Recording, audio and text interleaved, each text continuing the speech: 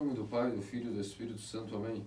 Queridos amados cristãos ortodoxos, irmãos e irmãs em Cristo, estamos no Evangelho de hoje, nosso Senhor Deus Salvador Jesus Cristo, dizendo uma parábola diretamente a um público específico, que era justamente todo Israel, mas especificamente a elite judaica, os escribas, os fariseus.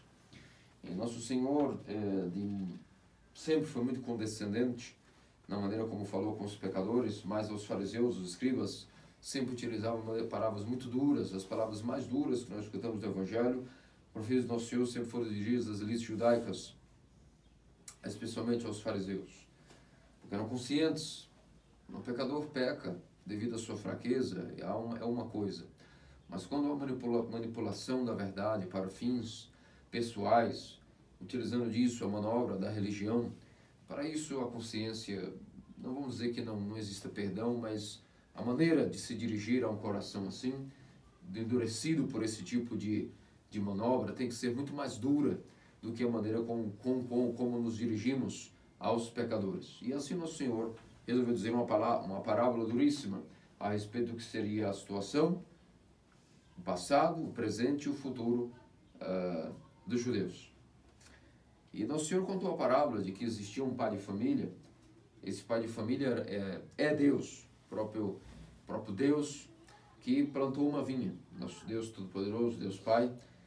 E no que ele plantou essa vinha significa o seu povo eleito. Essa vinha significa a predileção para quem foi confiada essa vinha, ou seja, a nação de Israel se a cercou com uma sebe. Essa sebe significa justamente uma separação entre aquilo que é o mundo, a idolatria, o paganismo, a incapacidade de se seguir a lei natural, ou seja, viver conforme a natureza, e ao mesmo tempo colocou essas pessoas para que pudessem ser confiadas esta vinha. Então esta nação Israel foi ela confiada aos fariseus, aos seus chefes, aos profetas, para que cuidassem. Por que esse povo específico Israel foi confiada essa vinha, foi cercada, separada do resto do mundo para com essa predileção? Devido à aliança com Abraão, devido àquela predileção que Deus teve por Abraão, Isaac e Jacó, por terem sido seus fiéis servos, santos e cooperadores naquilo que era o projeto para um dia haver alguém capaz de poder carregar o Messias. Devido a esta aliança maravilhosa que Abraão foi digno de ter com Deus, devido à sua piedade, à sua santidade, ao seu esforço, à sua confissão de fé por um só Deus verdadeiro, assim como Isaac e Jacó, devido a isso foi confiado a um povo específico. Então essa vinha foi cercada e foi dada a Israel. Nessa cerca que separava, portanto, o mundo daquilo que era a legislação de Israel, como viver conforme a natureza. O que significa viver conforme a natureza? Viver conforme a natureza significa viver conforme a lei natural, a lei que está em nossa consciência, a qual nos diz como devemos viver, como devemos seguir os mandamentos, como devemos agradar a Deus, com que conduta temos que ter. Então, essa cerca representa isso, a separação para esse povo escolhido daquilo que era a idolatria, o paganismo e essas tendências de viverem de maneira não natural. Depois foi dito que no meio desta vinha foi então erigida uma torre. Essa torre é justamente Jerusalém, a cidade de Sião, no Monte Sião, elevada sobre todas as cidades, onde foi construído também o templo, onde o templo foi construído a fim de poder lá prestarmos adoração a Deus, ao Deus verdadeiro, ainda que não cabe em si mesmo, no templo feito por mãos humanas, se dignificou por causa do povo em colocar-se sob aquilo que é um lugar santo e específico para que o povo pudesse adorá-lo. Isso foi a cidade santa, Jerusalém, a cidade da paz, no Monte Sião. Depois foi dito também que nesta vinha, separada por uma cerca, onde havia uma torre, foi também construído um lagar. O lagar era o local onde se fermenta, se pisoteia as uvas colhidas, os feixes, os cachos de uvas, se pisoteia até que fermentem e possam dar origem àquilo que é esse produto artesanal finalizado chamado vinho. esse produto destilado que nós bebemos e que tão agrada ao homem quando vê que do fruto de sua colheita pôde ter aquilo que era a maravilha do vinho, a bebida que ela era o coração do homem. E essas indiretas que Nosso Senhor deu, todos aqueles que ouviam o povo de Israel sabiam que Nosso Senhor estava falando diretamente deles. Ainda que essas explicações que eu dei aqui não foram ditas claramente ali na cara deles, é óbvio que tratava-se de uma indireta a eles. Eles entendiam muito bem o que Nosso Senhor estava falando. E aconteceu que chegou o momento de que esse pai de família, esse grande agricultor, havia confiado esta vinha aos seus funcionários. Chegou o momento de ele prestar contas com os frutos e, portanto, enviou os seus dignatários. E quando ele enviou os seus dignatários para prestar contas com os seus funcionários, aos quais ele havia arrendado esta vinha, então eles pensaram, em vez de nós prestarmos as contas, por que não nos apropriamos de uma vez da vinha e aos funcionários mataremos um por um, e assim, além de obtermos o lucro que é digno do nosso trabalho, obteremos também até mesmo a parcela que cabe ao Senhor, nos apropriaremos totalmente de todo esse lucro e tudo ficará para nós. E assim se passou. A um funcionário foi dito que o apedrejaram, a outro o esbofetearam, a outro também o açoitaram, a outros os perseguiram.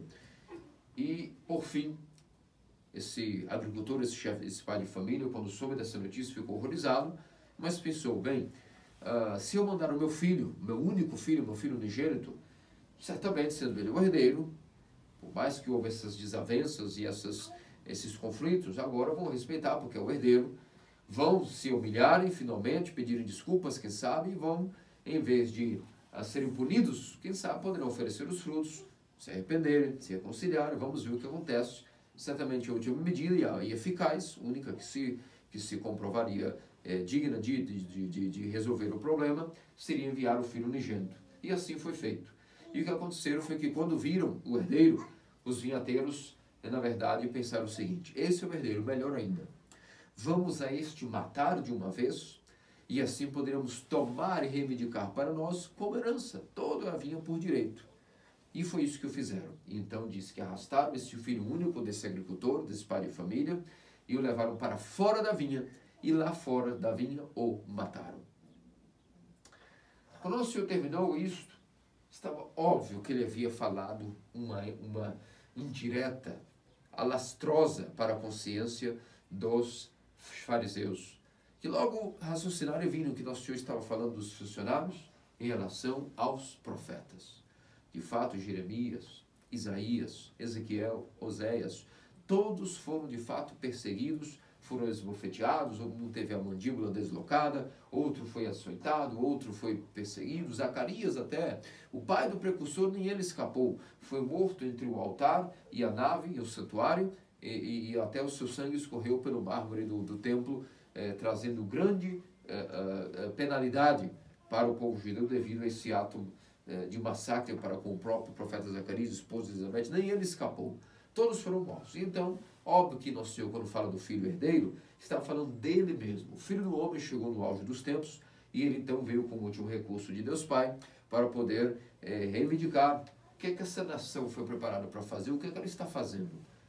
Essa nação foi criada e preparada por Deus com o fim de poder contribuir para a salvação, não só deles tampouco, mas para todo o povo, todo o mundo, toda a criação iria poder conceber a salvação a partir dos judeus. Mas o que eles fizeram? Transgrediram a lei, adulteraram do código legalista e moralista de dominação, onde nem eles mesmos cumpriam, nem faziam que ninguém cumprisse. Todos viviam naqueles escândalos, naqueles tipos de malandragens e distúrbios para arrecadarem todo tipo de poderio para consigo, deturpando a lei, deturpando todo o instrumento dos profetas e quebrando as regras e os mandamentos que haviam sido feitos com as alianças, desde Noé, Abraão, Isaac, Jacó, com Moisés e tudo o demais. E então, por fim, de fato, Nosso Senhor já estava profetizando que assim como vieram com os profetas, também arrastariam para fora, no momento oportuno, o próprio Filho do Homem, porque todos os profetas morriam fora de Jerusalém. Eles achavam que Deus iria puni-los de uma maneira muito vingativa se eles matassem os profetas dentro da cidade santa. Então, ao menos por uma questão de um mínimo de consciência e de pudor, matavam os profetas fora das muralhas de Jerusalém. E assim foi que também fizeram com o Filho do Homem, como nós sabemos que nosso Senhor foi arrastado para fora da cidade de Jerusalém e crucificado no Gólgota. Entretanto, meus amados queridos cristãos ortodoxos, essa parábola é para nós um grande ensinamento, um grande alerta, de que se isso foi o que ocorreu com o antigo Israel, também é muito provável, se nós possuímos a mesma natureza do antigo Israel, que ocorra conosco também. E de fato está ocorrendo. A natureza humana, ela é uma só. A substância que faz o homem é a mesma que faz todos. E embora cada um é uma hipóstase diferente, uma personalidade distinta, nós temos a mesma natureza. E a nossa natureza é a caída. E a nossa natureza é tendenciosa para o mal, para a iniquidade, para as blasfêmias, para tudo aquilo que corrompe a lei de Deus. E, portanto, se ocorreu com o antigo Israel, é muito provável que ocorra com o novo. E para nós devemos entender que precisamos aprender desse exemplo para tentarmos escapar desses terríveis problemas também para conosco. O novo Israel agora, quando foi instaurado o Novo Testamento do Nosso Senhor, através da igreja do Novo Testamento, através daquilo que é o Pentecostes, os sacerdotes, os bispos, a igreja ortodoxa, sendo ela o novo Israel, significa que nós também temos aquilo que é uma vinha. Essa vinha é a igreja, a própria igreja ortodoxa é a vinha que está separada do mundo, e ela também tem a sua cerca, ou seja, os seus estatutos. Assim como Israel tem os seus mandamentos, os seus estatutos, nós também temos nossas ordenanças, que são os dogmas, os nossos cânons, que também nos separam daquilo que são as heresias e as demais seitas ou sinagogas ou para-igrejas. Nós temos também um povo escolhido. Agora, todos aqueles que são batizados, não só de uma nação, mas de qualquer nação, entre os gentios, que queiram entrar para ser batizado, também tem o direito de ser parte, chamado também um vinhateiro, aquele que trabalha na vinha da casa do Senhor, ou seja, tornou-se um cristão ortodoxo, um membro fiel e ativo da igreja ortodoxa. E essa vinha, ou seja, a igreja do Novo Testamento, também nela foi plantada uma torre. Essa torre que foi erigida na igreja ortodoxa é o emblema da cruz. Onde quer que nós entramos dentro de uma capela, seja fora, seja dentro, sempre temos que, não só fisicamente, como me refiro que o emblema da igreja é a cruz, não significa só os campanários, as torres que possuem uma cruz, os cruzeiros ao lado das capelas, ou quando se entra numa capela, logo se vê que uma cruz está colocada em destaque nas portas reais, no icanostácio, no altar. Não é só isso. Quando eu digo que o emblema da igreja é a cruz, que é essa torre que foi plantada na igreja do Novo Testamento, na nova vinha, significa que toda a mentalidade da igreja ortodoxa, todo o nosso estandarte, o modo de vida pela qual vivemos, o estilo nosso de vida, todo o nosso estandarte, a nossa vida é, paradoxalmente, é uma dicotomia, por assim dizer, que se diz naquilo que é a cruz. Onde nela nós temos a vida, mas a vida eterna, a partir do poderio da cruz, mas também nela está a mensagem eterna de que aquele que quisesse fazer-se Deus, por participação em suas energias, tem que antes passar pela purificação da sua crucificação voluntária e individual. Quem quiser, nega a si mesmo, toma a sua cruz e siga-me. Para quem quiser, está aí o emblema da cruz, para que abandone suas próprias vontades, abandone sua própria personalidade, abandone tudo aquilo que diz respeito às suas convicções e opiniões e siga Cristo na igreja ortodoxa.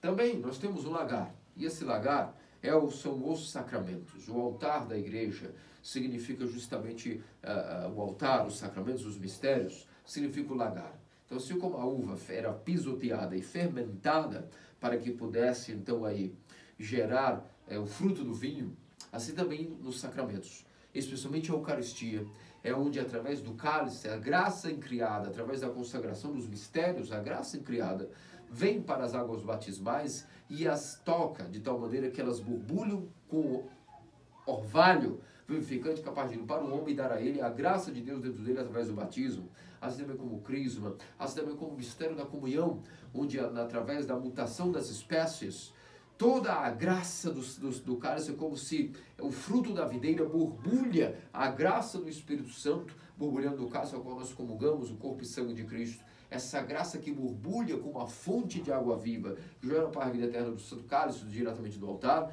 é o que nós temos como o símbolo de um lagar. E nós também temos os funcionários, ou seja, os profetas que foram enviados de geração em geração, assim como no Antigo Testamento, também no Novo, que são desde os apóstolos até os últimos dias de mundo, sempre haverão os santos. Os profetas do Novo Testamento são enviados de geração em geração. Cada geração tem um profeta louco por Cristo, uma pessoa que santificará, ajudará essa geração a sua consciência ser mais clarificada, mais purificada daquilo que são as paixões daquela época, as heresias daquela época, e haverá um exemplo de confissão de fé para a doutrina e também de exemplo de santidade.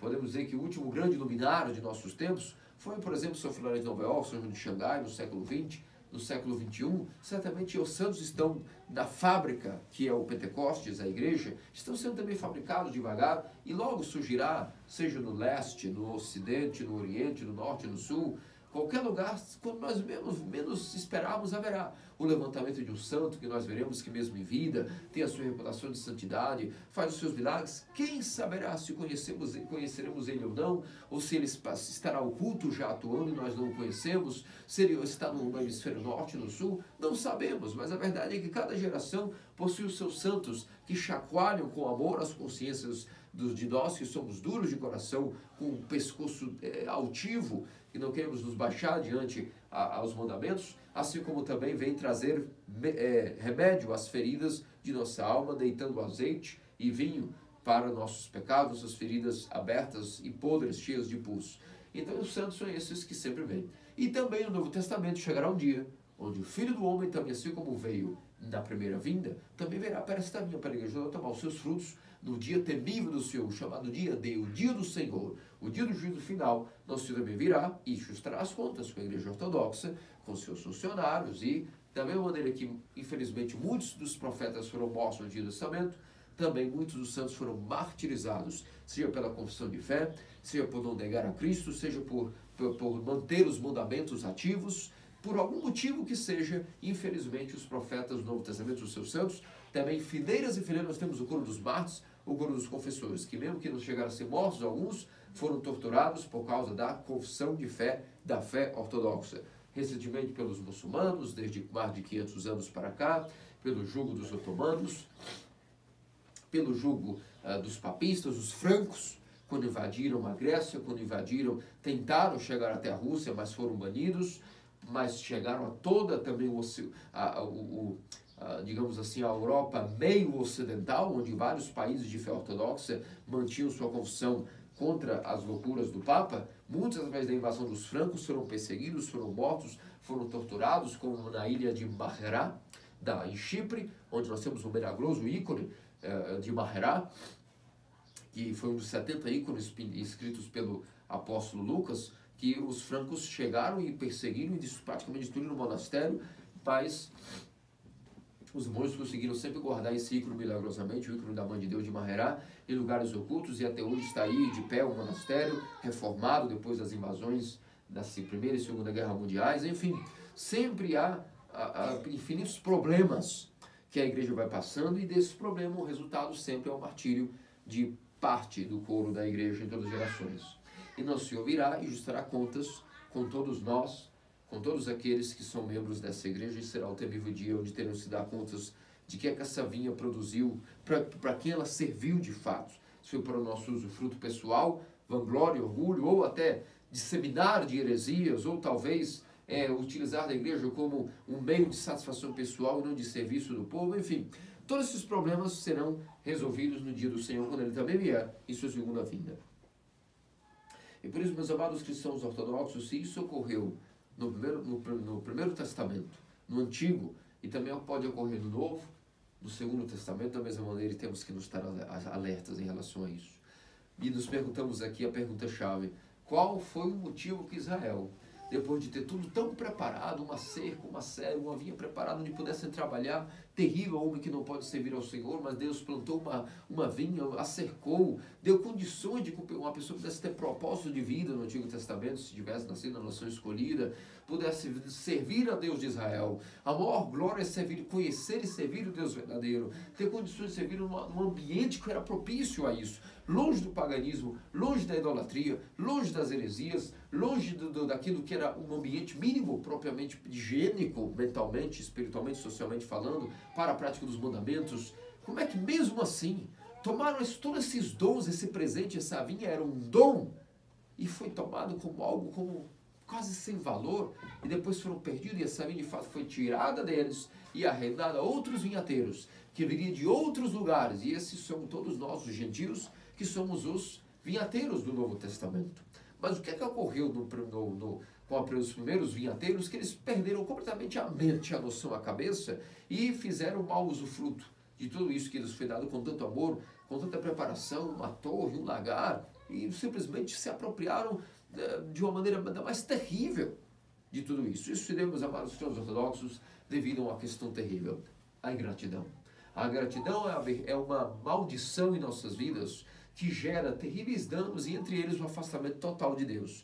A ingratidão faz com que, como disse Santo Isaac Sírio, é a única coisa que faz com que Deus coloque suas mãos para trás e as cruze e pare de dar bênçãos ao homem. Mas aquele que é grato, ao contrário, quanto mais ele é grato, mais o Senhor dilata o recipiente para que mais possa conter bênçãos, para que mais possa receber as bênçãos. Ao contrário, aquele que é ingrato, Deus tem que remover dele até o pouco que ele tem, porque senão, quanto mais ele recebesse bênçãos e ele continuasse sendo ingrato, mais ele estaria blasfemando contra Deus e adquirindo mais pecados e mais maldição. Então, por amor, Deus, contrariado por isso, tem que tomar uma medida protetiva a favor dele mesmo, a favor da própria alma que está sendo ingrata, pecando por ingratidão.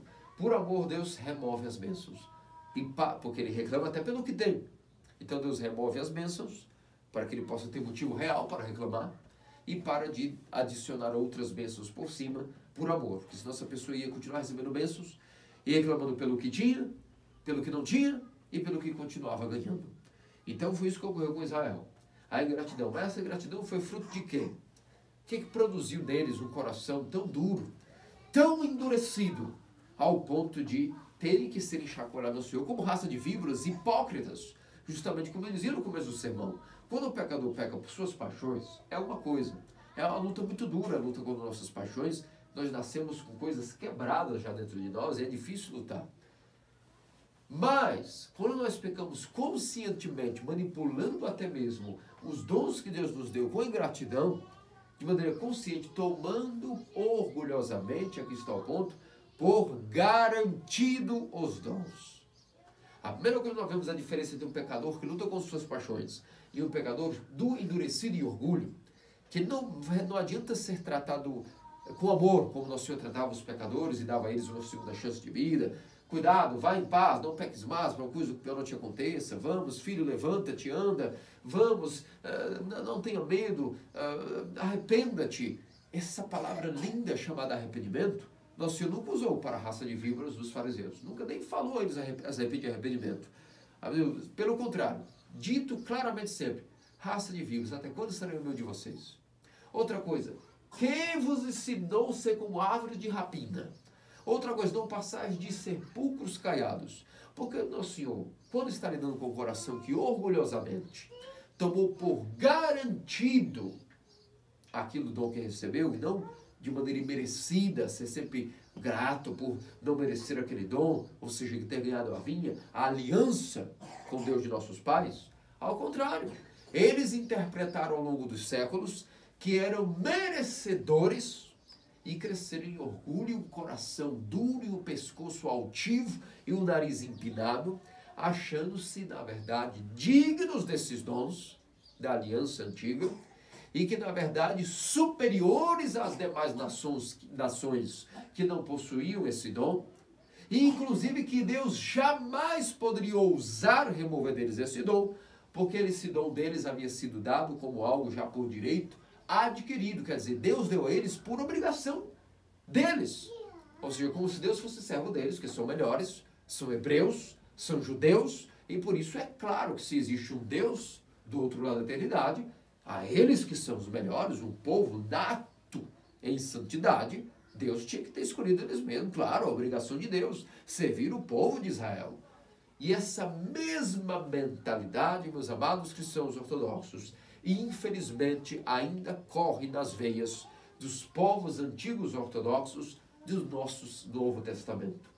É comum que quando nós ouvimos o discurso de gregos, todos os países antigos, gregos, russos, ucranianos, bielorrussos, romenos, não importa, todas as nações ditas antigas, ortodoxas, elas possuem um tal nacionalismo religioso, o dito feletismo, o preconceito racial por religião, que se realmente creem que não importa, uma vez que elas nasceram em nações que historicamente são ortodoxas e receberam o batismo, ainda que não frequentem os ofícios, ainda que não jejuem nas quaresmas, ainda que casem matrimônios mistos, não importa, eles receberam o batismo, porque seus avós também eram ortodoxos e, portanto, eles são considerados uma elite superior em relação aos católicos, papistas, aos luteranos, aos protestantes, a todo mundo. O mundo passa a ser uma escória, porque eles são helênicos, porque são eslavos, porque são de qualquer tipo, são latinos que seja, receberam o batismo. Então, independente do que façam, independentemente da conduta, tem um dom garantido, um dom adquirido. E esse sentimento é o que fez com que o ecumenismo, trabalhando através das lojas maçônicas, com duas mãos, uma mão direita e outra esquerda, a mão direita afrouxando a fé, rapidamente afrouxando a tampa da garrafa da fé e derramando a sã doutrina fora. A outra mão esquerda, do carinho, da brandura, da economia, enfiou na cabeça dos povos antigos ortodoxos que eles não precisam de maneira alguma, tudo pode ser econômico, não precisa jejuar, pode tomar leite às quartas e sextas, quiçá fazer um churrasco também, nas sextas-feiras à noite, quando seus amigos saem para beber, bebe e coma carne com eles também. Enquanto a semana da limpeza, não é necessário estar sem comer os 3 primeiros dias, nem tampouco participar dos pré-santificados. Enfim, toda essa economia de liquidação, como nós chamamos, né, numa certa maneira, como eu quero dizer, já não é economia, é uma liquidação de varejo, colocou na cabeça deles que só por serem já batizados, alguma época da vida quando pequenos, já possuem a salvação. Praticamente é isso. Praticamente consideram-se superiores, porque possuem a verdade. Eles sabem, claro, a ortodoxia é a verdade suprema e absoluta. Mas por terem ganhado o dom de conhecerem essa verdade, eles não inventaram, nem eles conheceram essa verdade. Essa verdade foi revelada por eles, por Deus, porque Deus quis, por amante que da humanidade, ajudá-los, como ajudaria qualquer povo, na verdade, no Novo Testamento. Então, o novo Israel, como podem ver, está caindo e ruindo no mesmo caminho do antigo Israel, pelo maldito filetismo, sem falar como o filetismo exaltou tanto esse orgulho de ser ortodoxo por nação, por sangue, por questão pátria, que perderam, se distraíram, e quando viram tanto orgulho que tinham de serem ortodoxos por consanguinidade, por DNA, se distraíram em tanto orgulho de verem que logo a fé deles cristalina foi removida. E o ecumenismo entrou e, na verdade, eles estão desprovidos agora da graça dos sacramentos. Isso é o que nós confessamos em nosso sínodo, junto com a antiga Rocor, quando em São Filarete, no Anátema de 1983, anatematizou todos aqueles que eram participantes ativos ou indiretos do dito ecumenismo. E as sés históricas, de tanto orgulho filetista, caíram naquilo que era uma maldição do antigo Israel. A vinha foi tirada deles, ainda que eles não percebam por orgulho, jazem apenas numa vinha artificial. Mas o que acontece naquele lagar, aquela fermentação dos sacramentos, agora já o vinho que eles produzem é um vinho avinagrado, o vinho sem sabor, sem graça. Mas nós, ainda que poucos mantemos, indignos que somos, e há de nós, se ousarmos começarmos a pensar da mesma maneira. Não, porque eu sou ortodoxo, eu descobri a doutrina através de um website, ou li os livros de Crisóstomo, de Basílio, e agora sei que sou melhor que os outros porque adquiri a verdade em mim. Batizei-me então, tornei-me alguém muito mais especial que os não batizados, não é verdade? Esses pobres coitados, ignorantes, que não possuem a fé. Se pensamos dessa maneira triste, enfadonha e miserável, todos nós, muito provavelmente, antes de morrermos, estaremos fora do corpo de Cristo, da vinha, porque nós não somos melhores coisa nenhuma por batismo. Foi dado um dom, como pode ser dado um dom, qualquer dom pode ser dado e pode ser tirado. Como diz no livro do profeta Jó, Deus deu, Deus tirou. E isso ocorre com qualquer um. Agora, qual é o pensamento correto e são? De maneira humilde. Inclusive, se não somos humildes, procurando voluntariamente humilharmos-nos no dia a dia, no modo de vida, para dizer, meu Deus, eu sou muito indigno do que tu me deste, eu tenho muito medo de perder isso. Então, antes que eu venha perder, eu mesmo já me humilho. Como que eu vou humilhar? Servindo meus irmãos nessa vida que tu me deste. Antes de qualquer pessoa vir dizer que vai servir, eu servirei. Porque eu sei dos meus pecados. Eu sei que eu sou imprestável, eu não tenho limites, eu não tenho autocontrole.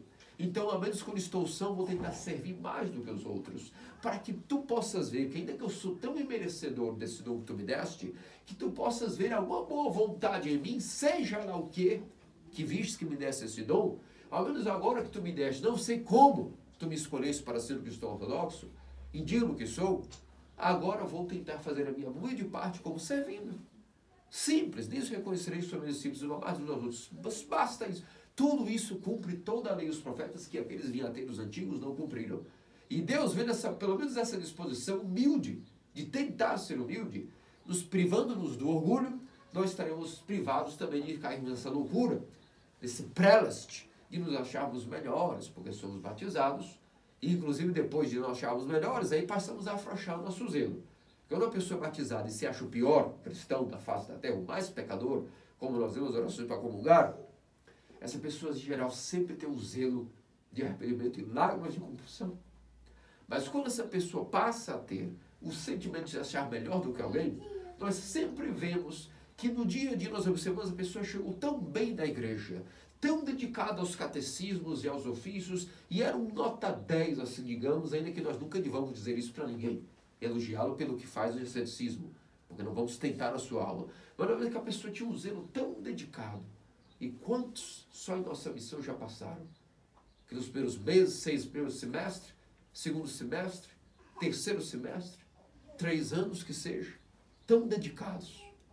Mas depois algo deles entra de orgulho por se acharem ortodoxos, começam até intraparoquialmente falando, se acharem melhores que alguns.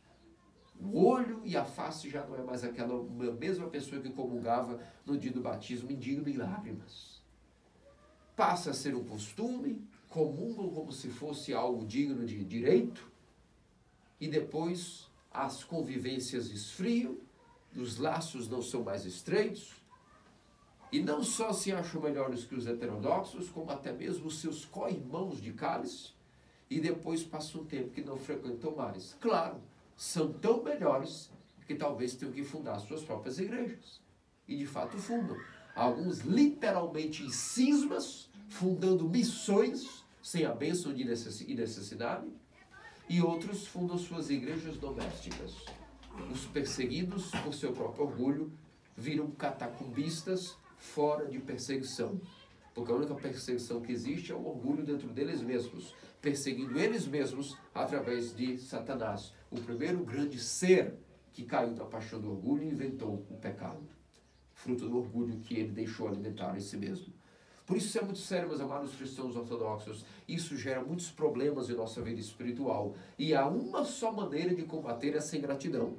Sempre se achar indigno. E quando eu digo achar, não é supor. É verdade. Qualquer pessoa que tenha a mínima consciência da sua vida, perceberá, mínimo que esteja bem espiritualmente, não em prelast, em plani, percebe que ela não é digna do que é que Deus viu que nos trouxe a fé.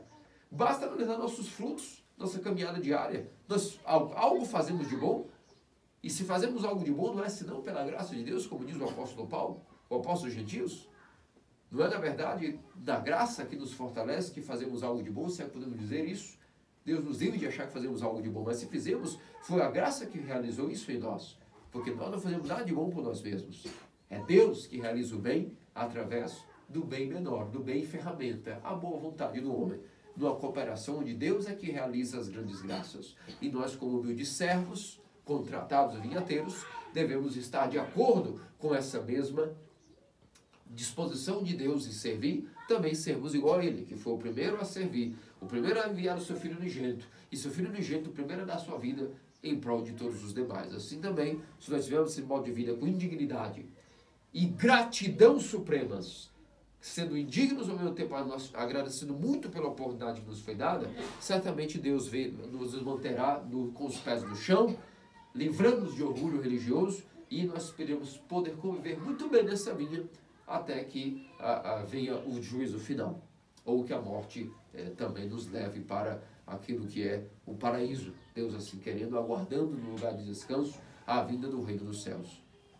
E quando eu digo que infinitamente ocorreu nas eras do Antigo Testamento, agora também na era do Novo, recentemente com o comunismo, a era dos mártires está voltando. Quando eu digo que sempre houveram profetas que foram assassinados, hoje comemoramos a decapitação maior de todos eles. São João Batista, que também como os profetas enviados à vinha, ele que colocou-se como que no meio entre a vinha do passado e a vinha do presente, numa linha tênue.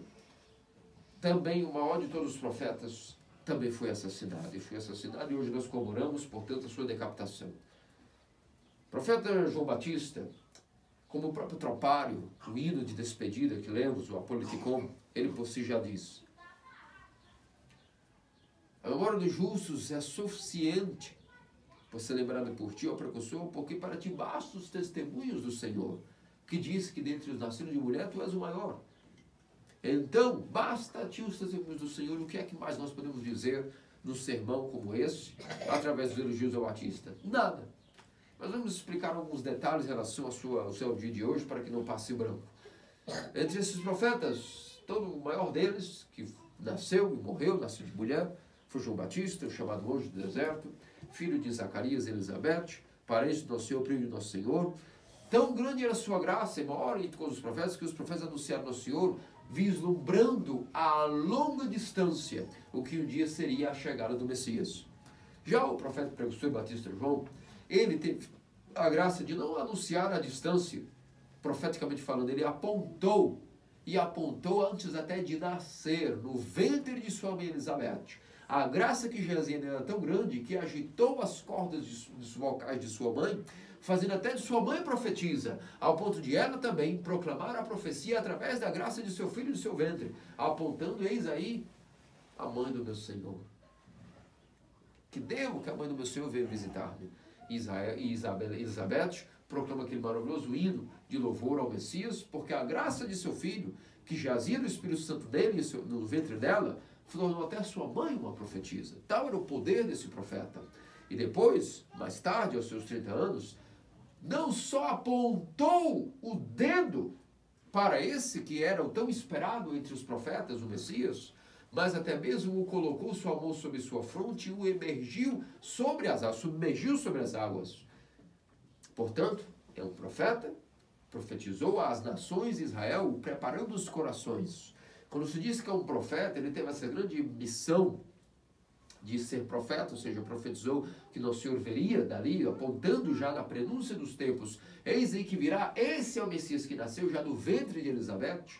Também foi um precursor, quando dizemos precursor é o título que cabe a ele, como o que preparou os caminhos do Senhor. De que maneira? Todas as montanhas foram aplanadas, os caminhos buracados que foram também enchidos e corrigidos, significou os corações dos homens. E quando apareceu o anjo do deserto, a voz que estava no deserto, no meio do deserto da Judéia, começou a proclamar às nações: eis que virá aquele a qual eu não sou digno nem de desamarrar a correia das sandálias. Eis que eu vos batizo com água, mas virá aquele que vos batizará com fogo, que é muito maior do que eu. Ele foi preparando o povo através da palavra arrependimento. Foi dando a eles essa nova ciência, até aí tão desconhecida, onde o pecador pode pular para o lado da santidade e da justiça, caso mude a mente. A metanoia foi proclamada pela primeira vez.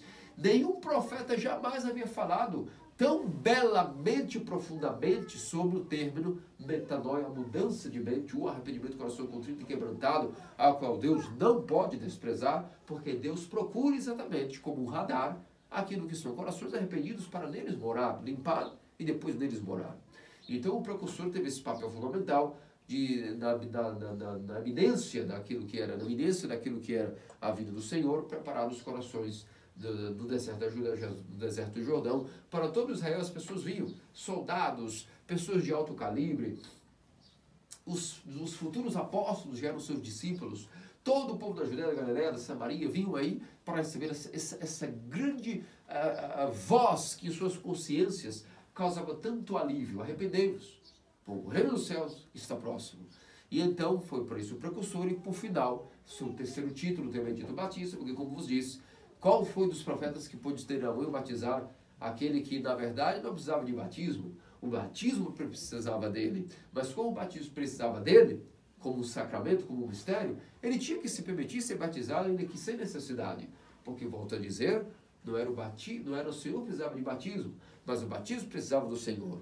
Então, para santificar o Jordão e inaugurar o sacramento do batismo, é necessário uma ferramenta que o batizasse. E essa ferramenta foi a mão de João Batista, onde trêmulo o batizou. E os anjos também atônitos já estavam aguardando o Senhor sair nu das águas do Jordão para poder servi-lo de maneira completamente assombrados. Como pode ser que o Criador sem pecado permite-se passar por um rito de limpeza, sendo que ele mesmo é o sem pecado? E por isso vemos que se a sua vida foi gloriosa, seu nascimento foi sobrenatural. A mulher estéril, Elizabeth e Zacarias, já estéreis, idosos, foi-lhes dada a profecia de que eles teriam um filho na velhice, seria o precursor, um grande homem, um grande profeta. Seu nascimento foi miraculoso. Se a sua vida foi miraculosa, a sua morte também foi cheia de fenômenos especiais.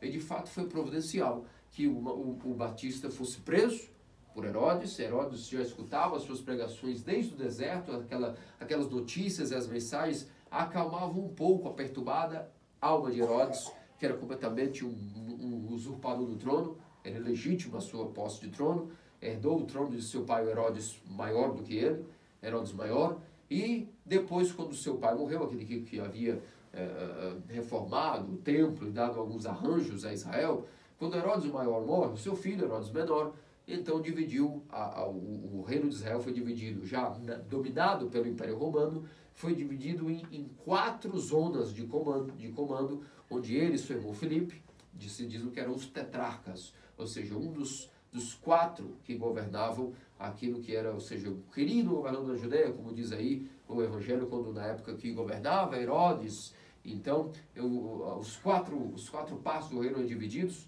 entre Herodes, seu irmão Filipe, mais dois governantes. E naquele contexto, naquela época, naquele perfil histórico, Herodes havia cometido um delito que violava os mandamentos de maneira muito profunda. Havia tomado a esposa de seu irmão e adquirido ela como esposa. Não apenas como concubina ou amante, mas até mesmo como legítima esposa. E isso, obviamente, era um escândalo a Israel. Isso fomentou que pessoas, vendo esse mau exemplo, começaram a questionar se talvez não fosse uma boa conduta a seguir. E o Batista, duramente, sempre dizia: Herodes, não te é permitido tomar a mulher do seu irmão. Tu estás cometendo um ato seríssimo em violar os mandamentos. E então Herodes, por mais que gostava muito, demasiadamente daquelas pregações que consolavam sua alma perturbada, como estava sendo atacado diretamente pelo seu pecado, pelo Batista, teve que tomar uma medida protetiva a ele mesmo, tentar calar a boca do profeta, colocando-o numa prisão. E então, era suficiente, ao menos colocá-lo na prisão, porque ele o amava muito. Herodes amava muito João Batista, mas então ele cometeu uma segunda fraqueza mais idiota do que a primeira. Não sendo resistente aos prazeres da carne em um sentido, foi muito mais longe dos prazeres da carne, em um segundo sentido. Tomado pelo enamoramento e pela paixão da filha de sua amante, concubina e ilegítima esposa, Herodíades, teve o fato de que a tal menina começou, entre uns banquetes, no qual estavam presentes muitos comensais e dignatários do império, pessoas da alta elite, da nobreza judaica, quando viu aquela menina entrar e dançar, com um grande artifício enviada pela própria mãe, Herodes cometeu uma grande tolice. Deixou que seus prazeres da carne aumentassem mais ainda, e de fato Herodes, traduzido, significa a flor da pele. Tomado de estupidez, fez uma promessa, e quando nós fazemos uma promessa, tomar muito cuidado se nós podemos cumprir. Isso principalmente quando nós temos cargos nas mãos. E ele, diante daquele público da nobreza, deu a promessa de que sim. Que belíssima jovem, que sensualidade.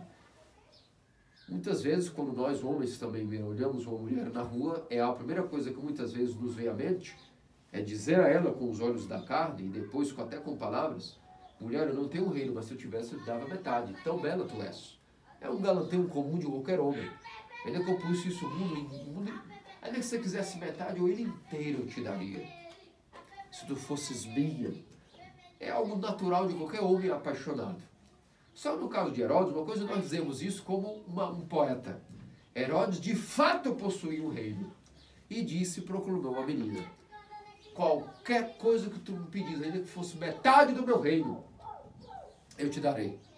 E tomado pelaquela paixão, obviamente a mãe que havia jogado essa isca, porque ela odiava a presença de João Batista, a mãe de Herodíades, esposa de Herodes, queria se livrar daquilo que era justamente essa terrível condenação para com a sua consciência, não medir esforços para aproveitar algum momento oportuno de se desfazer de vez da presença de João Batista, que mesmo da prisão continuava a sua presença a contrariar, só pela sua conduta como profeta, ainda que estivesse vivo, era suficiente para estar sempre maculando aquilo que era esse matrimônio legítimo, prejudicando, ou seja, era uma pedra no sapato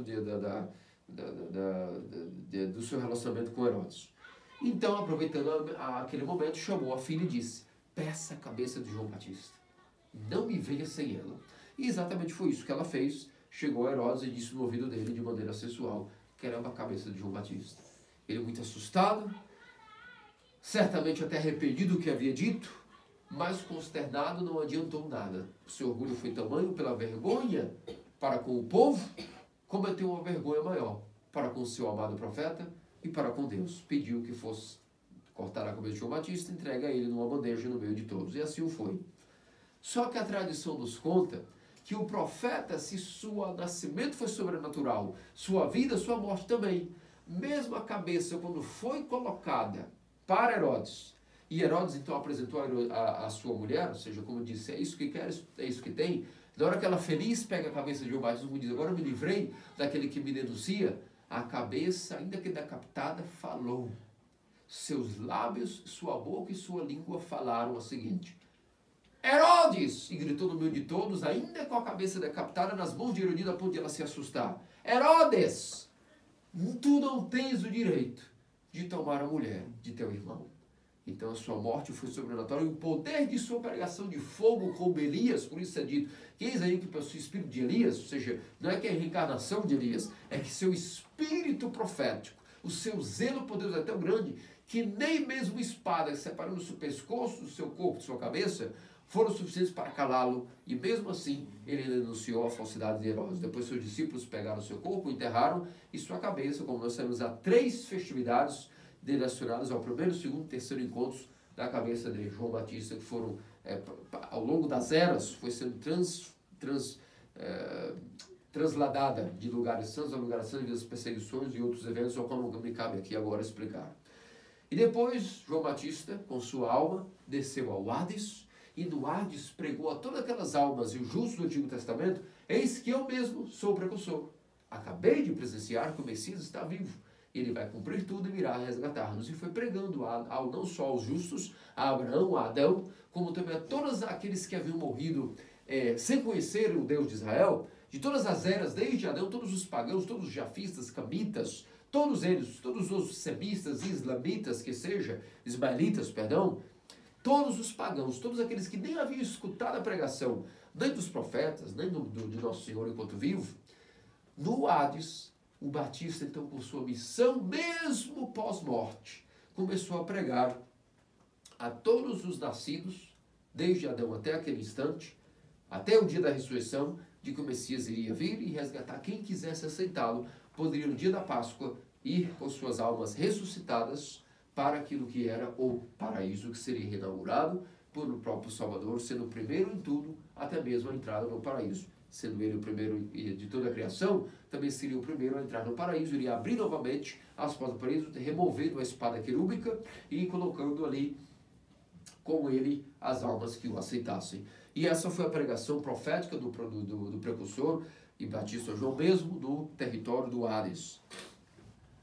E nós vemos, meus amados cristãos ortodoxos, para finalizar, um tema muito importante, é entender que quando nós falamos do martírio pelo qual se submeteu João Batista, ele não foi martirizado simplesmente por uma questão de dogma. Nós vemos que Herodes negava o Deus verdadeiro e João Batista dizia: não, assim como no caso de Elias, não, vocês estão adorando um falso Deus, falsos deuses. Não, ainda que nós chamamos Herodias da nova Jezabel, o fato de que João Batista estava lutando não era de maneira alguma contra a confissão de fé, mas contra um mandamento que havia sido ultrajado, o mandamento do matrimônio. E que o adultério é uma grande condenação, ainda mais que se faça legítima uma mulher vinda do adultério como esposa legítima simplesmente pela vontade de um homem como ele quer. Isso não é um mandamento, isso é uma grande distorção do mandamento do matrimônio, do não adulterarás. E a legitimização, inclusive, estava sendo legalizado aí o adultério por Herodes. Por isso, João Batista, ainda com muito amor e paciência, nunca colocava um pecado de alguém que fosse confessar ele no Jordão publicamente à tona. Mas no caso de Herodes, João Batista tinha que publicamente falar, porque ele estava tendo uma influência social naquele império. E então, é por esse motivo que o pecado de Herodes era afligido pelo Batista e contrariado e combatido por ele de maneira até pública. E por isso chegou aos pormenores até de sua morte, a finalidade que era calá-lo de uma vez por todas. Só que, como Deus é muito justo, inclusive um pequeno adendo, depois o irmão de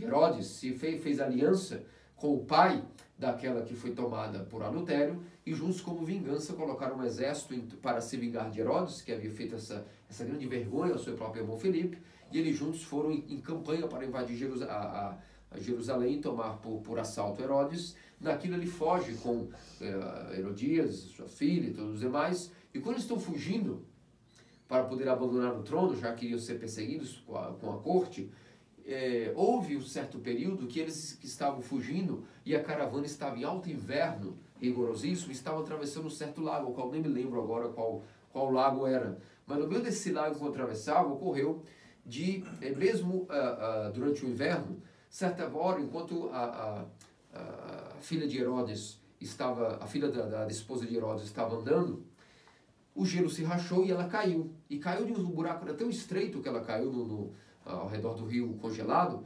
que conforme ela se debatia para não se afogar, quanto mais ela debatia, era como se ela estivesse, diz os nossos santos padres, aqui dançou no salão com a bandeja na mão, agora dança sobre o gelo congelado, e conforme ela dança debatendo-se submergida, a lâmina do gelo decepava sua cabeça, tal como a espada decepou a cabeça de João Batista, mostrando como Deus se vingou desse fato. E de fato, quanto mais ela se debatia, presa no gelo congelante, sua cabeça foi decepada pelo seu debater, e podemos dizer que, de certa maneira, enquanto dançava submersa no lago de gelo, sua cabeça também foi decepada. E depois Herodes, portanto, teve esse fim trágico com sua esposa ilegítima, e a própria Herodias, que ofereceu a cabeça na bandeja, também teve um fim semelhante ao do Batista, com a vingança de Deus. Apenas um detalhe que a nossa tradição conta, e é tão rica a nossa tradição que são tantas coisas para dizermos que vamos tentando escolher o que dizemos, o que não dizemos a cada ano, de tanta preciosidade que a igreja é, como um néctar de tanta preciosidade histórica a respeito da tradição da igreja. Mas onde eu estava era justamente voltando, falando a respeito de que nosso precursor, tendo essa morte sobrenatural, essa vida deslumbrante, seu nascimento deslumbrante e sua morte também de maneira espetacular, não foi martirizado por uma questão dogmática, foi martirizado através de uma pregação para combater todo aquilo que era ilegalidade do novo mandamento que Herodes estava criando, em detrimento do único verdadeiro mandamento em relação ao matrimônio, que é não adultéres, e também não deseja a mulher do próximo. Tudo isso ele estava quebrando e legalizando como algo legítimo para Israel. Então o precursor o admoestou e por isso foi morto. Nós o chamamos mesmo assim de mártir, mesmo assim que ele não tenha morrido por confissão de fé, mesmo assim chamamos ele de mártir, porque o mártir não é o que somente morre para defender a fé verdadeira. Nós, a Igreja Ortodoxa, consideramos que quando algum mandamento está sendo violado e proclamado a sua violação como algo legalizado, significa, portanto, também que se alguém defende ou seja, acaba fazendo defesa contra a violação de um mandamento, e no meio desse processo acaba morto por isso, é também considerado como mártir. Foi assim que nós tivemos exemplo, inclusive, no século IX, na época do pós-iconoclasta, quando recém, através do sétimo concílio ecumênico, proclamado, convocado pela imperatriz Helena, Irene e pelo patriarca Tarásios, a igreja estava em época de paz, após quase 80 anos de iconoclasmo, mas o filho da imperatriz Irene, Miguel, acabou tomando uma de suas amantes, rechaçou sua mulher, a colocou num convento, inclusive essa sua imperatriz, sua rainha, era neta de São Filareto Misericordioso, e a chamada Santa Maria da Armênia, uma grande santa que foi exclausurada à força num convento, mas tornou-se grande santa, venerável Maria, Mãe Maria da Armênia, foi colocada à força num convento e ele tomou sua amante e a colocou no trono, simplesmente por sua vontade. A igreja jamais abençoaria isso, é óbvio, mas ele então foi ao patriarca, o patriarca negou-se cogitar esse matrimônio adúltero. E então ele subornou um dos sacerdotes de Ágia Sofia, o pagou dinheiro para que secretamente fizesse esse matrimônio e ele pudesse colocá-la coroada como rainha.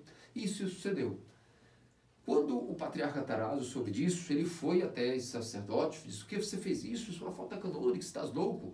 E foi ao imperador Miguel dizer: "Esse seu matrimônio não tem validade alguma." Ele disse: "Trisque mais uma vez esse tema, e eu digo uma ameaça à igreja. Queres que eu convoque novamente o iconoclasmo? Comece a falar novamente desse tema para com a minha pessoa, desse tom, e eu irei novamente instaurar o iconoclasmo na igreja. Queres? Essa briga de novo para você?" E o patriarca Tarásios, inocente, com amor pastoral, tendo medo de que a igreja novamente, tão surrada e cansada, exausta, de 100 anos de luta a favor dos ícones, fosse massacrada novamente, cometeu um equívoco, tentando escolher o bem menos pior, coisa que não existe na igreja. Se está sempre com o bem, não existe mal menos pior, ou é mal ou é bem, e nós devemos sempre estar com o bem. Ele resolveu ceder.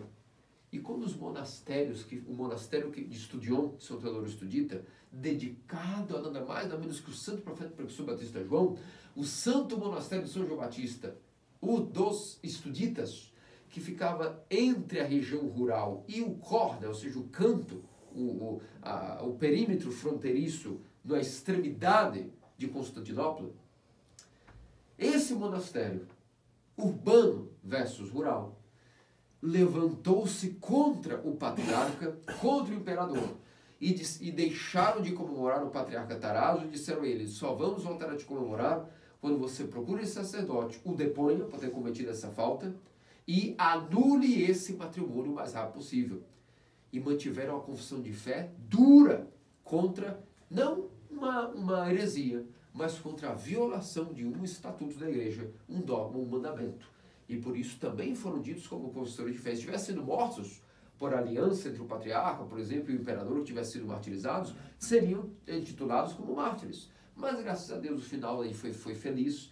O patriarca Tarásios, vendo o testemunho desses monges que deram esse testemunho tão cristalino no nosso Estudion, regressou, depôs aquele sacerdote que havia realizado esse matrimônio. Depois disso, anulou o matrimônio do imperador Miguel e inclusive disse para ele: "Desculpe-me, mas eu não vou ceder às suas ameaças.